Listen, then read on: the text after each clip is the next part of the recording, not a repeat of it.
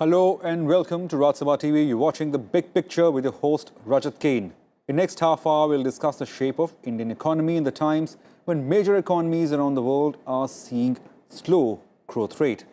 The International Monetary Fund on Tuesday pegged India's economic growth forecast to 7.3% for the financial year 2020 and 7.5% for next fiscal. The IMF report also cited continued recovery of investment and robust consumption amid more expansionary stance of monetary policy and some expected impetus from fiscal policy. It, however, said in the near term, continued fiscal consolidation is needed to bring down India's elevated public debt. This should be supported by strengthening goods and services tax compliance and further reducing subsidies. The IMF also commended the government for taking steps to strengthen financial sector balance sheets through accelerated resolution of non-performing assets under a simplified bankruptcy framework. The report, though, argued that global growth, which peaked at close to 4% in 2017, dropped to 3.6% in 2018 and is projected to fall further to 3.3% in 2019. Does this report mean economic stability and indication of a solid growth in future? To discuss more on this, we're joined with a guest in the studio, Dr. Yamini Agarwal, Professor of Finance, Indian Institute of Finance, Senior Journalist K.A. Badrinath, and Mr. Ajay Dua, former Secretary, Ministry of Commerce and Industry. Thank you, all of you, for joining us. Dr. Agarwal, I'd like to begin with you. This IMF report, it pegs India's growth rate. Also, it may be a little variance from its January report, but what does it mean in total? Does it mean that India's economy is in firm footing? Yes, it actually says that the economy is doing extremely well and it is one of the fastest growing economies that are there. And because of the reforms that have been introduced, whether it is demonetization or whether it is the GST, the economy has been stable and has been able to grow at the clear good path. Also, it has been saying that the resolution which has been brought about, which is the insolvency and bankruptcy code that has been brought about, has been able to resolve a lot of NPA problems in the country. Also, the focus has been that the fiscal deficit should be maintained at a particular level, which this government has been trying to maintain, which is about at 3.4%. And it says that the fiscal deficit should be brought down to 3% level, whereby they need to reduce down on the subsidies and other public expenditures or public debts which are there. The IMF also clearly indicates that if the country is likely to grow, it needs to bring about more investments and more consumption that is there. Whereby if we see, the RBI has already reduced in the last two policies which have been there, monetary policies that have been there. Yeah. They have actually reduced the repo rates and asked the banks to pass on the benefit of the lower rates to the industry, so that there is a greater industry offtake that is there. So there is a certain amount of an impetus which is being provided by both fiscal measures in terms of investment in infrastructure, as well as by let's say bringing about e-governance, which makes it easier for bringing about industry offtakes, and how the resolutions of the different banks is going to bring about more credit to the industry. Mr. Dua, we saw that post demonetization there was some variance in the economy, but now with GST and more compliance, and this report also indicates that perhaps more compliance is required for further growth. What other factor has been the contributing ones for the Indian economy? And as it's argued that it seems to be fairly stable if you compare it with the global scenario. Indeed, it is. I would say that the Indian economy, compared to the global economy, has been doing much better for last several years. It's not just the year 2018-19. Right. The world, in fact, today at 3.6% and anticipated to be 3.3% going forward, is growing at a faster pace than it has averaged, say, during the last decade. Okay. One of the largest contributors to it, to the global economy's the rate being a little elevated, is the United States economy doing well. Okay. The United States is now still, despite its labor market issues, is still growing at about 4%, which it hadn't for a long time. The question is, there is a slowdown in the global economy, one, in Europe, Yeah. across Europe. Second, we are seeing a slowdown in China. China. Yes, yes. That's what. Third one, I would say, the emerging markets, which have grown higher than the advanced markets in the last 1 decade. India is no exception to that. The emerging markets rate of growth is also slowing down, expected to be about 4.4% going forward. Having said that, so the Indian economy doing well, yes, so far we were being driven by consumption, not so much investment. That's the point which even the IMF report highlights, that the consumption slowed down in Q3. That's where our growth rate of the GDP also came down by, it was about now 6.6, isn't it? 6.6%. Yeah, 6.6 down from because the consumption, both government consumption slowed down as well as the private sector Consumer consumption. Okay. I would say the Indian economy's macro parameters might be sound. We have stability because inflation is low. Also, the global prices of crude, which determine a lot on what happens to our fiscal sheets, our level of subsidies, and our inflation, that's been, I would say, the benign. So these are the factors which have contributed, but while IMF has slowed down our Yes, by 20 estimate point of the basis. growth rate to 7.3, ADB and the World Bank had already done that in the last 6 weeks. This is the third global institution, multilateral, which has now brought this down to also. But the IMF is very clearly pointing out, saying that yes, we are projecting 7.5, but it is on the basis of a number of things where we expect the investment cycle to take off. Right. The consumption could be more robust.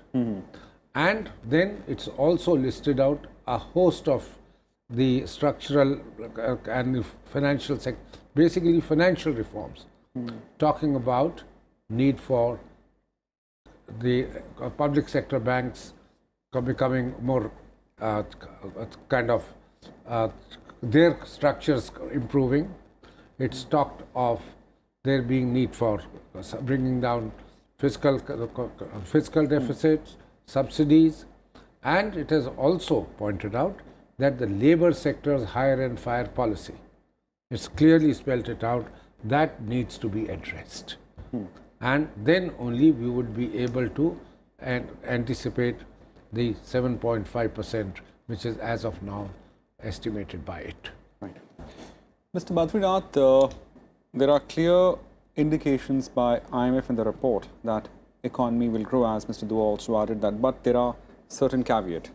Among those include consumption, investment, tax compliance and subsidies. Where do you see the balancing act going in time to come?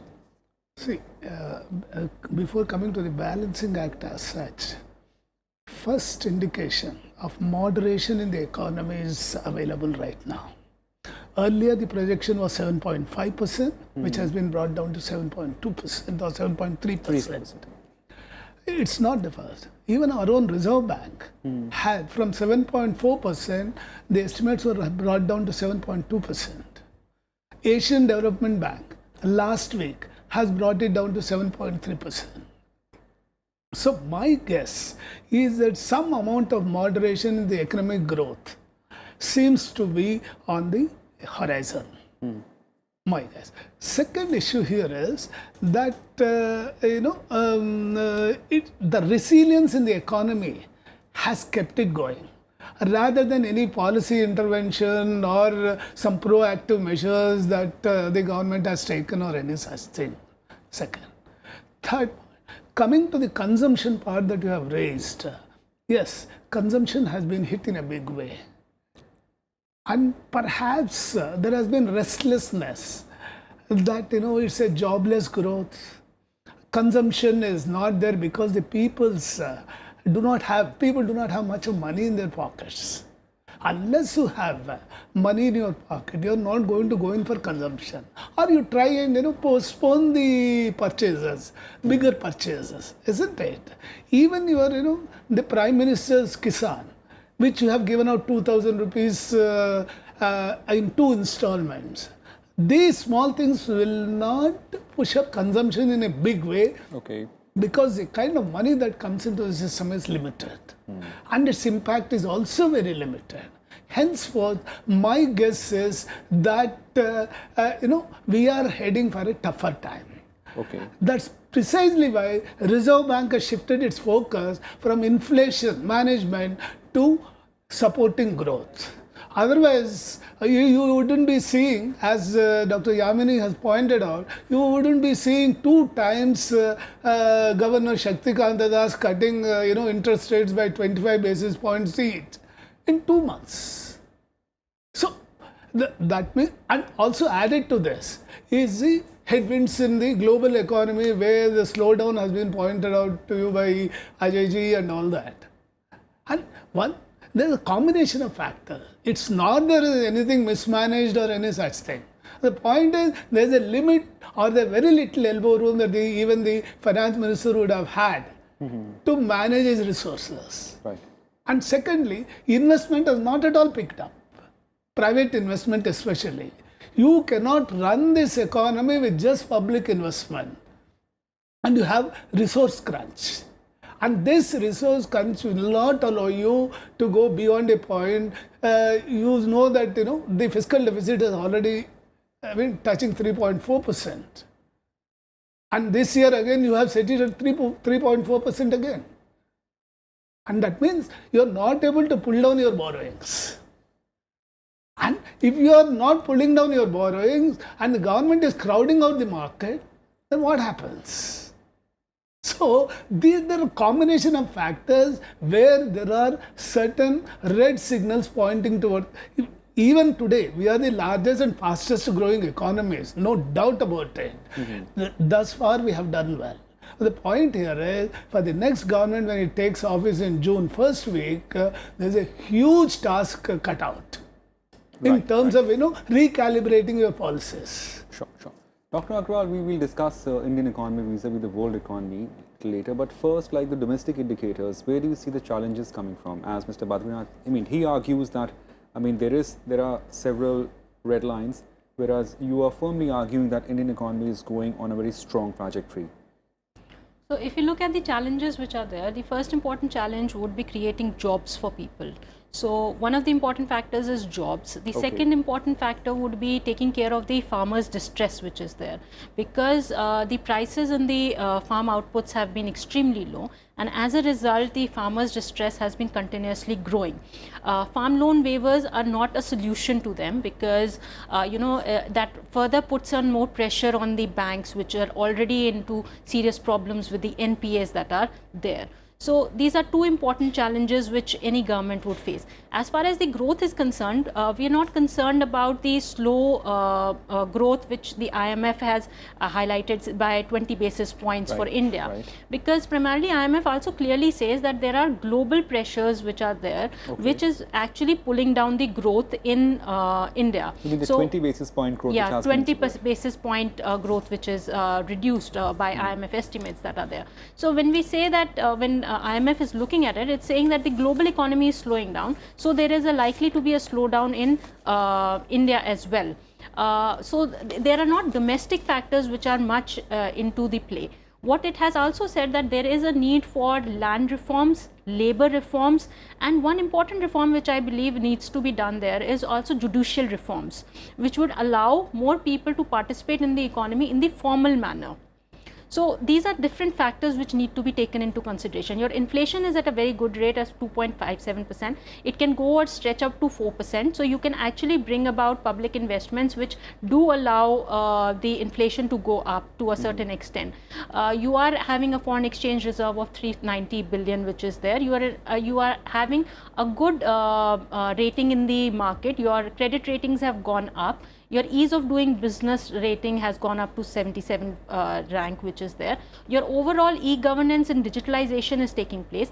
Another important aspect is financial inclusion, which is likely to give impetus to the economy, is also taking place at a faster pace. So people are shifting from the informal segments to the formal segments, right from the GST, also because of the Pradhan Mantri Jan Dhan Yojana, which is there. So there is likely to be more growth in the economy as and when more informal sectors become a part of the formal segment. So I don't see consumption as a serious problem, but I do see investments as a problem, because the industry is not seeking too much investment right now and is not bringing about growth, and which is also not leading to the jobs which are there. Mr. Dua, I mean, at the policy level, where do you think that more reforms or perhaps more steps needed to be taken so as to address the issues or address the red linings which are there in the report? I'm not saying there are several red linings, but if there are indications that perhaps certain steps need to be taken. So vis-a-vis policy matters, which are the ones you would like to I think highlight? let's look at the very broad segmenting the economy. In the agriculture sector, it's been highlighted repeatedly that one single factor which is needed is market reforms. And market reforms would include policies relating to export, import of agriculture products as well, and making sure that the farmers who in the current environment seems to be paying for producing more because the price dips and the import-export policies are not in sync with how to step up his revenue. That's one large area, and I'm not emphasizing already, which is well known, that how to optimize use of water so that we remain less and less dependent upon monsoon for agriculture production. In the area of financial sectors, repeatedly mentioned that NPAs of banks and the public sector banks are a major drag to investment in the economy. With over 75% capacity utilization in manufacturing, the figures just came out a couple of days ago, that at an all-time record for in the last 3 years. This was a time when the industry would be preparing to expand, but the access to domestic funds, even though are high costs compared to international, the banks are not in a position to lend because their own balance sheet is poor. Their equity has been eroded by years of reckless lending, I would call, partly contributed by structural issues, but also by their not having due diligence while undertaking their loans. Third, I would see our services sector, which is the major sector of the economy. It's no longer manufacturing, it's no longer agriculture. The two together they barely add up to 40%. The 60%, close to 60%, is the tertiary services sector. The services sector, I think, has been growing much more in the informal sector than in the formal. I think we need to, our data about informal sector's role, its expansion, the issues facing it, its deceleration, that is very poor. We go more by hunches and estimates rather than what's actually happening there. Because it is informal, it's traditional, it is partly household, partly unreckoned with at all in our entire scheme of things. I would say a much greater policy sector, segment by segment within the services sector, government paying far more attention, looking at policy issues of each of those sectors rather than merely clubbing it or leaving it to its own fate and only concentrating on the remaining 40%. Right. Mr. Badrinath, if you look at the sector-wise growth, I mean, where do you see the biggest challenge coming from? See, biggest challenge is if you want to, address the issue of consumption, then improving the rural wages is going to be the biggest challenge for you, because here the largest workforces in the rural areas, whether it is industrial or semi-industry or in the rural agriculture sectors. There, the wages are very limited. Unless you increase your capacity to spend with larger wages, you are not going to see consumption going up in a big way, because urban markets have very limited means to expand. Beyond a point, you do not, and most of them, most of the urban consumption is based on credit. And one, rural credit availability needs to be improved. Second, rural wages need to be improved in a big way. These two things are going to be a big challenge. Second issue is the financial sector reforms that we have been talking about. Financial sector reforms means what? One is the settling very quickly the issue of non-performing assets by the banks. Second is improving the credit offtake because there's a huge liquidity crunch. And for some reason, the industry is very apprehensive about committing more projects. Or either it is expansion or brownfield borrowing. It's a cycle that you say that there is a liquidity crunch, and also organizations, companies are reluctant to invest. Reluctant to, unless that investment cycle revives. This, whatever we are talking about, even sustaining 7 or 7.2% growth is going to be very big difficulty. हो सकता है कि भाई China has slowed down to 6.3% and we take pride in going at 7.2. But let us not forget that I have touched the double-digit growth of 10% plus. So where are we heading for? If you think that you want to be the third largest economy or second largest economy by 2022, as BJP's manifesto says, so you need some drastic reforms, and it needs to be combined with administrative reforms, where the delivery of services at your doorstep is the key. Dr. Agarwal, as we said, that there is a global scenario as well, in which we are seeing a slow in the growth trajectory, although there is a growth in US, but largely in China and in European country, there has been slack in growth. Not phenomenal, but something which can't be misread. Is Indian economy prone to any variance or any disturbance, any changes in the world economy drastically?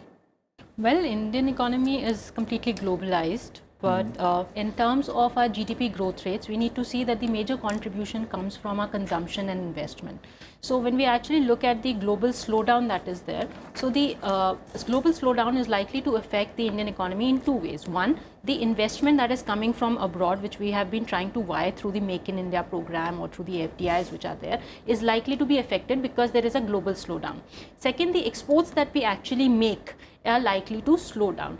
Also, there has been a US-China trade war which is there. Also, today there is a news that the US intends to put in punitive measures against EU which is there. And if there are more tariffs problems which are there and the economies move towards protectionism, there is likely to be more problems in terms of providing our exports which are there.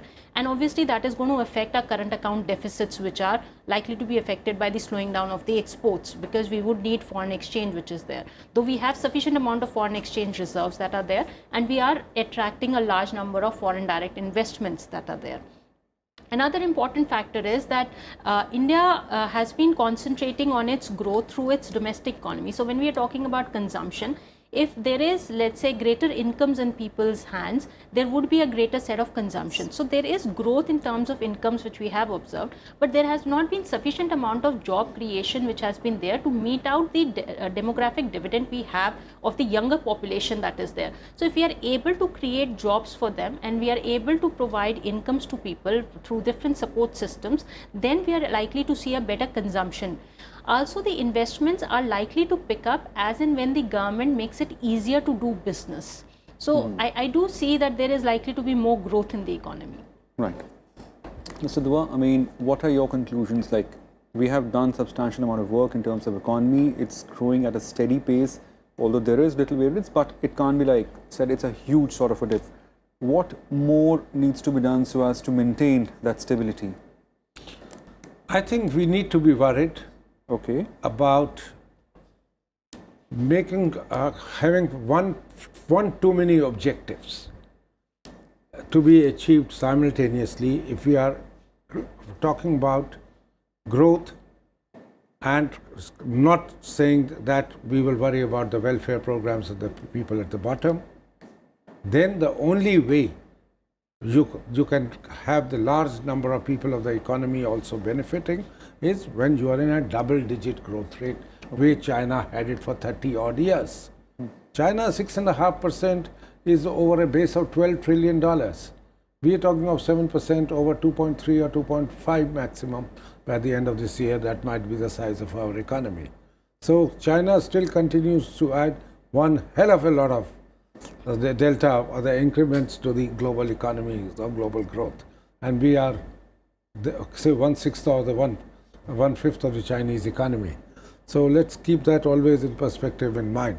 So what I'm saying is, if we are not going to be able to get the double-digit growth, which doesn't look like anyone's claim, any party's manifesto or likelihood, then we have to be absolutely cognizant of the fact that we have to work our way from down upwards, rather than worrying so much about what happens to our organized industry, which doesn't employ people, which, all right, you create a fiscal regime which allows the rich guy to invest, expand, but if you want to expand the economy, if you want to expand consumption, then the kinds of things which Mr. Badrinath mentioned, rural wages, rural expenditure, education, health, all those things will add up to your making a sustainable way forward, and not government's concentration